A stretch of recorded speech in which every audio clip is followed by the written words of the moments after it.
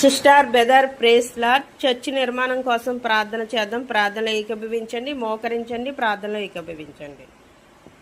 పరలోక తండ్రి అయిన దేవా, మా సమాజంలో నీ సన్నిధి అనుభవించుటకై నీ ఆలయము నిర్మించబడవలెనని మా హృదయంలో కోరిక కలిగించావు.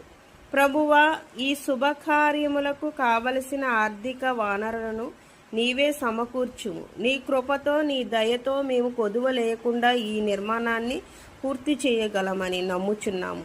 ప్రభువా, పరస్పర సహకారములు, ఏక మనసు, ప్రేమలో కలిసి ఈ కార్యమునకు తోడ్పడునట్లుగా మా హృదయములను నడిపించుము. ప్రతి విశ్వాసి చేతులు, పనులు ఆశీర్వదించుము.